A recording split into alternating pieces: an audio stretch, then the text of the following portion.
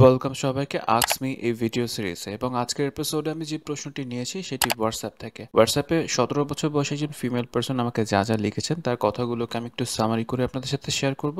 At the same time স্ক্রিনশটটি পাশে share করা থাকবে অ্যান্ড ডিসক্রিপশনেও সম্পূর্ণ প্রশ্নটি শেয়ার করা থাকবে। আপনি চাইলে ডিসক্রিপশন বক্স থেকে পড়ে দেখতে পারেন। আমাকে লেখা হচ্ছে এমনভাবে: 17 বছর বয়সী একজন স্টুডেন্ট, তার বাবা মা দুজনেই জব করেন। তো ছোটবেলা থেকেই তারা প্রচণ্ড ব্যস্ত ছিলেন, তাই সন্তানকে মানে মেয়েটাকে খুব একটা সময় দিতে পারেননি।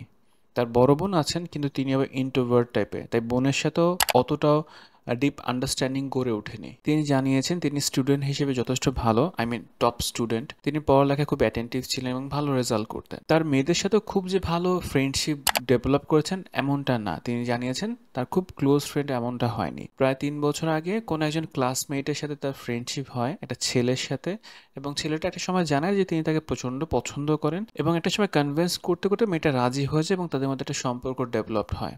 যেহেতু মেয়েটা খুবই টপ স্টুডেন্ট ছিলেন, তো এই রিলেশনশিপে যাওয়ার ফলে যেটা হয়, তার রেজাল্টটা ডাউনফল হওয়া শুরু করে, মানে টপ থেকে তিনি মিড লেভেলে চলে আসেন। অন দি আদার হ্যান্ড এই ছেলেটা ইমপ্রুভ করা শুরু করে, পড়ালেখা অনেক ইমপ্রুভ করতে থাকে। মেয়েটা যখন রিয়েলাইজ করে অ্যাজ এ স্টুডেন্ট তার রেজাল্টটা ডাউনফল হচ্ছে, তিনি সম্পর্কে সময়টা কম দেওয়া শুরু করে এবং পড়ালেখায় ফোকাস বাড়ানোর চেষ্টা করে। মিনহোয়াইল এই ছেলেটা তারই ক্লাসে অন্য একটা মেয়ের সাথে রিলেশনশিপে জড়িয়ে যায়। তিনি জানিয়েছেন তাদের এই রিলেশনশিপটা যথেষ্ট প্রাইভেট ছিল, হাতে গোনা দু একজন ছাড়া কেউ জানতেন না। এর কারণ হিসেবে তিনি জানিয়েছেন তিনি যেহেতু টপ স্টুডেন্ট ছিলেন, সো টপ স্টুডেন্টের মধ্যে এই প্রেম ভালোবাসা জিনিসটাকে খুব ভালো চোখে দেখা হয় না, এবং এই কারণে তিনি সম্পর্কটাকে খুবই প্রাইভেট এবং হাইড করে রেখেছেন। এই মেয়েটির বয়ফ্রেন্ড ডাবল টাইমিং করেছে, এবং যখন সে ধরা পড়ে তখন সে নিজের ভুল স্বীকার করে, পায়ে ধরে ক্ষমাও চায়, কিন্তু মেয়েটার চোখ খুলে গিয়েছে। মেয়েটা আসলে বুঝতে পেরেছে তিনি বড় একটা ভুল করেছেন, তিনি সম্পর্কে আর ফেরত যেতে চায় না। ছেলের ফ্যামিলি অনেকেই সম্পর্কটা জানতো, ছেলের মাও ইভেন তাকে অনুরোধ করেছে যাতে এই সম্পর্কটা কন্টিনিউ করতে, বিকজ ছেলেটা অনেক কষ্ট পাচ্ছে, এমনটা ছেলের মা জানিয়েছে। অন্যদিকে ক্লাসরুমে বুলিংয়ের শিকার হচ্ছে এই মেয়েটি। কিভাবে? টপার স্টুডেন্টগুলো তার সাথে বুলি করছে, এবং ছেলেটা ভিকটিম রোল প্লে করছে যে মেয়েটা আমাকে সময় দেয়নি বিধায় আমি আসলে ভুলটা করে বসছি, আমার তো কোনো দরকার ছিল না অন্য কোনো সম্পর্কে যাওয়ার। অ্যান্ড লিটারালি যিনি প্রশ্ন করছেন তিনি ট্রমাটাইজ ফিল করছেন। তিনি আসলে তার ফ্যামিলির কাছ থেকে সাপোর্ট পাচ্ছে না, যেহেতু তার বাবা মা দুজনেই ব্যস্ত। ফিনান্সিয়াল সাপোর্ট ছাড়া খুব একটা সাপোর্ট, মানে ইমোশনাল সাপোর্ট মেয়েটি পাচ্ছেন না। ঠিক এই অবস্থায় এই মেয়েটি কি করতে পারে, তার কি করণীয় আছে, আজকের এই ভিডিওতে সেই বিষয় নিয়ে আলোচনা করব। আর আপনিও যদি সেম সিচুয়েশনে থাকেন, আপনি কি করতে পারেন, আজকের ভিডিও দেখলে কিছুটা ইনসাইট খুঁজে পাবেন।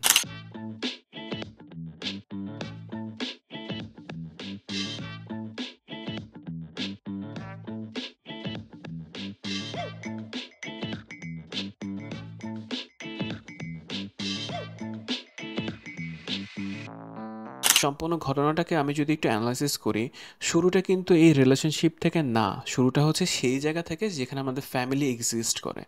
ফ্যামিলিতে বাবা মা যখন দুজনই ব্যস্ত থাকেন, তখন সন্তানের জন্য অনেক ক্ষেত্রে ডিফিকাল্ট হয় ইমোশন কন্ট্রোল করা, অ্যাটাচমেন্ট ডেভেলপ করা।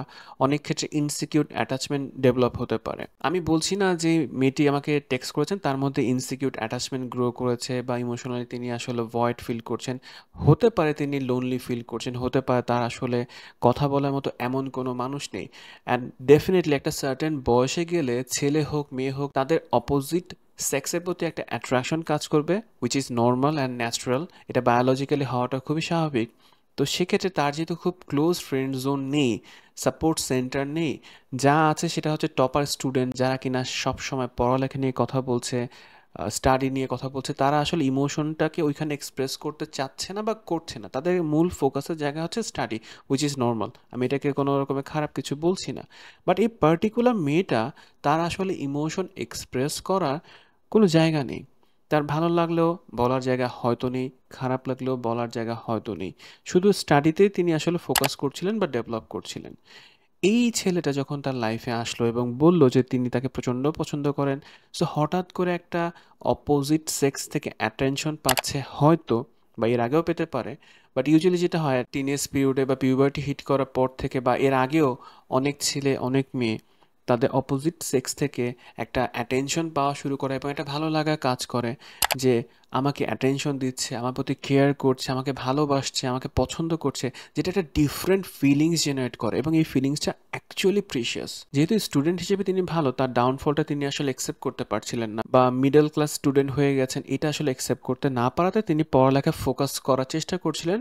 অ্যান্ড তখনই ছেলেটা ডাবল টাইমিং করা শুরু করে। হয়তো ছেলেটার কাছে সম্পর্কটা অতটা ভ্যালুয়েবল ছিল না, বা থাকতেও পারে, বাট আমি ধরে নিচ্ছি ছিল না। এই কারণে তিনি ডাবল টাইমিং করেছেন, বিকজ তার লোনলিনেস ভালো লাগছিল না, মেয়েটা আমাকে সময় দিচ্ছে না, মেয়েটা ব্যস্ত, এই কারণে আমি অন্য একটা সম্পর্কে গিয়েছি। মানে এটাকে যদি আমরা জাস্টিফাই করি যে ও সময় দেয় নাই, এই কারণে তিনি আসলে অন্য সম্পর্কে গিয়েছেন। কিন্তু বিষয়টা হলো এমন যে এই মানুষগুলো যখনই যেই সম্পর্কে যাক না কেন, সম্পর্কে একটু টানাপোড়েন পড়লে অন্য একটা সম্পর্কে সুইচ করবেন। এটা খুবই কমন একটা স্ট্র্যাটেজি বা একটা কমন একটা পার্সোনালিটি ট্রেটস। এখন এই মেয়েটা আসলে করার কি আছে? তিনি আসলে কি করতে পারবেন? তার ক্লাসরুমে বুলিংয়ের শিকার হচ্ছেন, ছেলেটা ভিকটিম রোল প্লে করছে, অ্যান্ড তাকে দেখানো হচ্ছে she is the culprit because সে পড়ালেখার দিকে ফোকাস করেছে, সম্পর্কে যত্ন নেয় নেই, and so on so forth. আমি বলবো, দেখেন আপনি যেই অবস্থায় আছেন সেই অবস্থা থেকে আগে নিজেকে কাম ডাউন করতে হবে। বিষয়টা এমন যে আপনার সাথে যা যা হয়েছে, যে ড্রামাটা ক্রিয়েট করা হয়েছে, এটা কোনো ভালো ড্রামা ছিল না, অ্যান্ড এই ড্রামা থেকে আপনাকে আসলে অ্যাক্টিভলি সরে আসতে হবে। মানে আপনি এই ড্রামাতে আর পার্টিসিপেট করবেন না, আপনি নিজেকে কালপিট শো করবেন না, আপনি নিজেকে ভিকটিমও শো করবেন না, আপনি জাস্ট এই ড্রামা থেকে সরে আসবেন। আপনার যদি মনে হয় এই সম্পর্কটা আপনার জন্য টক্সিক, দেন এই সম্পর্ক থেকে আপনি সরে আসবেন। বা আপনার যদি মনে হয় যে ছেলেটা আপনাকে চিট করেছে, দেন আপনি ডেফিনেটলি এই সম্পর্ক থেকে সরে আসবেন। যে একবার চিট করতে পারে সে বারবার চিট করতে পারে, এই কথাটা বোঝা খুবই জরুরি। যে মানুষ আপনার সাথে একবার চিট করবে সে আপনার সাথে বারবার চিট করবে। সো আপনি চিন্তা করে দেখেন আপনি তাকে বারবার চিট করার সুযোগ দিবেন নাকি দিবেন না। নাম্বার টু, আপনি যেটা বলেছেন যে কোনো প্রফেশনালের সাথে যোগাযোগ করবেন বা এক্সপার্টের সাথে কথা বলবেন, আপনি আমাকে হোয়াটসঅ্যাপ করেছেন, দেয়ারফর আমি আপনার কথাগুলো রেসপন্স করছি ভিডিও আকারে ম্যাথ পিপলের জন্য, but it's not a expert discussion. Because এইখানে আমি জাস্ট কিছু পয়েন্ট শেয়ার করব বা কিছু আইডিয়া শেয়ার করব, বাট আপনার ভেতরে যে পেইনটা হচ্ছে এটাকে আসলে ভেন্টিলেট করতে হবে, এটাকে আসলে হিল করতে হবে। এটা যদি ভেন্টিলেট না হয়, আপনি এই ছোট্ট ভিডিও শুনে বা দেখে আপনার আসলে কোনো ইমপ্রুভমেন্ট আসবে না। হয়তো আপনি একটা সাপোর্ট পাবেন যে না, আকাশ ভাই সাইকোলজিস্ট উনি বলেছেন যে আমি এই সম্পর্ক থেকে বেরিয়ে আসবো, and আপনি বেরিয়েও আসলেন। বাট আপনার ভেতর যে ক্ষতটা হয়েছে, অ্যাটাচমেন্ট ইনজুরিটা হয়েছে, এটাকে আসলে রিপেয়ার করতে হবে, ট্রিটমেন্ট করতে হবে, অ্যান্ড দেন আপনি একটা স্টেবল লাইফ লিড করতে পারবেন। আপনার লাইফের ভিশনটা আপনাকে দেখতে হবে, আপনি আসলে কি করতে চান, কোথায় যেতে চান, আপনি স্টাডি করে কি করতে চান।